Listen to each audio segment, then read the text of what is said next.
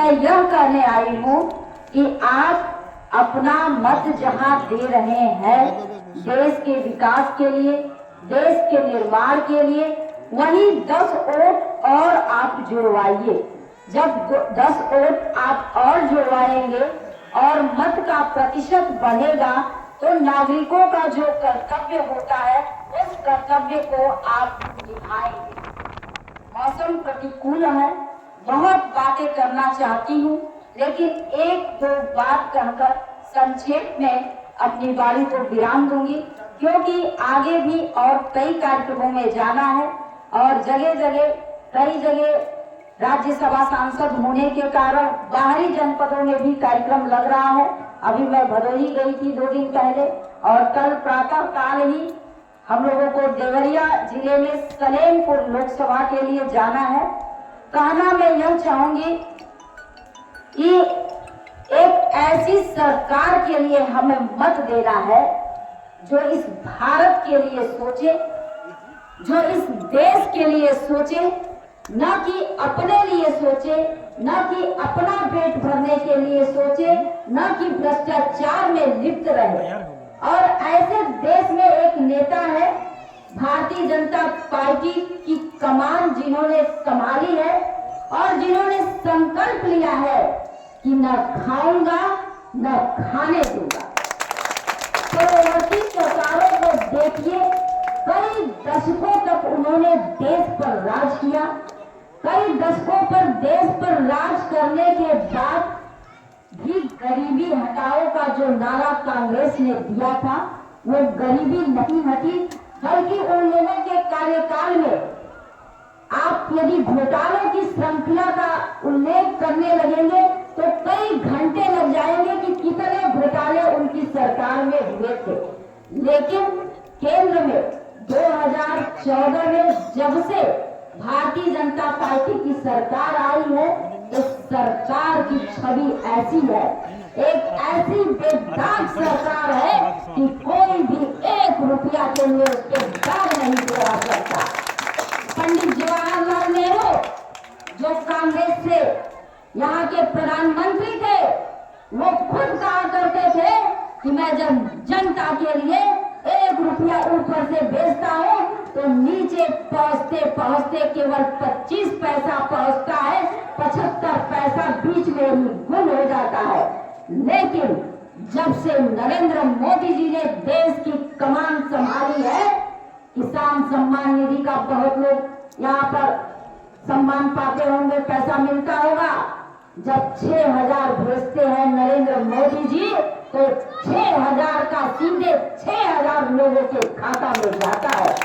किसान सम्मान निधि का तो एक उदाहरण हमने दिया।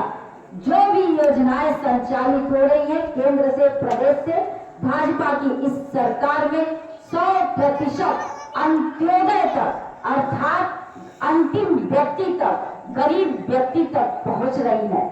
और भारतीय जनता पार्टी का तो ये लक्ष्य है कि जो अंतिम व्यक्ति है, जो देश का सबसे गरीब व्यक्ति है, उसके लिए भी हमें काम करना है और भारत माता के मस्तक को ऊंचा करने के लिए इस तिरंगे के लिए भी कार्य करना है। मोदी जी ने 4 करोड़ आवास गरीबों के लिए दिए कि जब बारिश होती है तो लोगों के जो है, गरीब लोगों की जो झोपड़ी होती है वो टपकने लगती है। अमीर लोग तो बारिश में पकौड़ी और चाय का आनंद लेते हैं, लेकिन गरीबों को इस दर्द को मोदी जी ने समझा और 4 करोड़ आवास पूरे देश में गरीबों को दिया। और आगे भी उनका ये लक्ष्य है कि जिन लोगों के आवास अभी शेष रह गए हैं, आने वाले समय में 3 करोड़ आवास अभी और गरीब लोगों को दिए जाएंगे।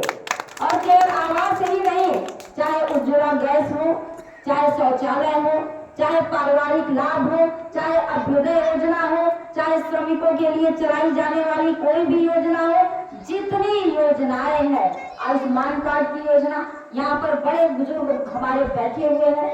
आपको मैं स्मरण दिलाना चाहूंगी कि मोदी जी ने अपने घोषणा पत्र में कहा है कि 70 साल की अवस्था से जो ऊपर बुजुर्ग पुरुष और महिलाएं हो जा रहे जिनके घरों में बेटा बहू कोई उन्हें देखने वाला नहीं है या फिर आर्थिक रूप से कमजोर है, उन सारे लोगों का आयुष्मान कार्ड बनवाऊंगा और 1 साल में 5 लाख रुपए तक का निःशुल्क स्वास्थ्य इलाज किया जाएगा। तो इस तरह की तमाम चीजें, और ये मिर्जा गांव, इस गांव से तो खिलाड़ी भी निकलते हैं। मोदी जी ने खिलाड़ियों के बारे में भी सोचा और यहाँ के खिलाड़ी ओलंपिक खेलों के बारे में कभी सोच नहीं सकते थे कि भारत में भी आयोजन किया जाएगा। ओलंपिक खेलों के लिए यहाँ के खिलाड़ी जो है दूसरे देशों के लिए जाते थे और मेडल लेके जब आते थे तो हमारा मस्तक गर्व से ऊपर होता था कि ओलंपिक खेल में कोई खेल के मेडल जीत के अपने देश की धरती पे आया है। लेकिन आप सोचिए कि मोदी जी ने घोषणा पत्र में कितनी बड़ी बात सोची है कि 2036 तक इस भारत की मिट्टी पर वो ओलंपिक खेलों का आयोजन करवाएंगे। तो राष्ट्रीय स्तर की इस तरह की बातें जो सरकार सोच रही है, जो सभी जाति धर्म वर्ग के बारे में सोच रही है, 3 तलाक का आप मामला देखिए, मुस्लिम बहनों को उन्होंने निजात दिलवाया। कुछ सरकारें ऐसी थी जो कहा करती थी कि भाजपा की सरकार आएगी तो दंगे होंगे। मैं आपको बता दूं, जब से केंद्र में और उत्तर प्रदेश में 2017 के बाद से योगी बाबा जी बैठे हैं, एक भी कोई भी सांप्रदायिक दंगा नहीं हुआ है। ये भारतीय जनता पार्टी की विशेषता है। तो जाति धर्म के नाम पर जो लोग